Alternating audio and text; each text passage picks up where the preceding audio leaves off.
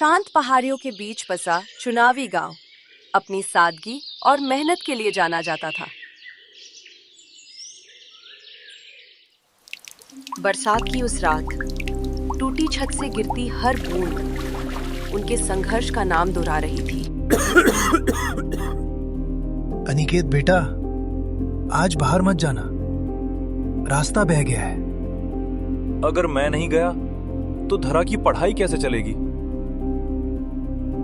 भैया, मैं पढ़ाई नहीं छोड़ूंगी।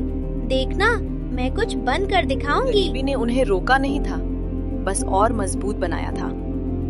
चिंता मत करो बाबा, मैं संभाल लूंगा। अगले दिन रोज की तरह अनिकेत जंगल के रास्ते चला, लेकिन आज किस्मत ने उसके लिए कुछ और ही रख छोड़ा था। झाड़ियों के पीछे एक अजीब सी सुनहरी चमक दिखाई दी।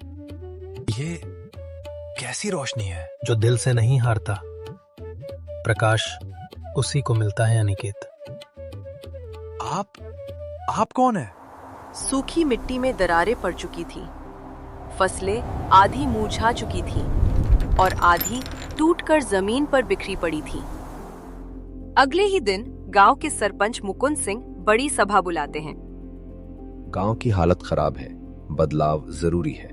अगर सब साथ दें, मैं नई खेती तकनीक ला सकता हूँ। अरे, शहर देखा नहीं और सपने आसमान के। मैं गांव के लिए बस एक कोशिश करना चाहता हूँ। पहले खुद को संभाल। लेकिन जहाँ कुछ हंसते हैं, वहाँ कुछ विश्वास भी करते हैं। अनिकेत, तेरी आंखों में मेहनत की चमक है। हम सब साथ हैं। दीपक जैसे उसे आगे बढ़ने की ताकत दे रहा था। मैं कोशिश करूंगा, पूरी ताकत से। अनिकेत ने खेतों में नई तकनीक सिखाई। कम पानी में भी ये तरीका चलेगा, ध्यान से देखो। बच्चों के लिए छोटी कक्षाएं शुरू हुई। मेहनत ही असली जादू है बच्चों।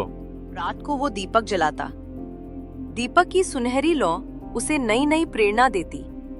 धीरे धीरे धरा की पढ़ाई सुधरने लगी, पिता की सेहत भी ठीक होने लगी। पर मुश्किलें भी कम ना थीं।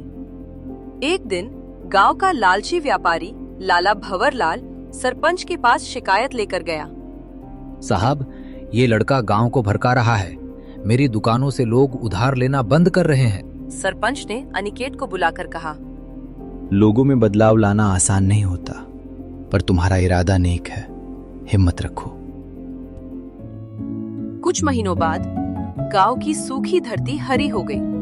बच्चों की कक्षाएं खुल गईं। लोगों को सही दाम मिलने लगे। दादी जमुना मुस्कुराते हुए बोली, हमारे गांव में फिर से जीवन लौट आया है।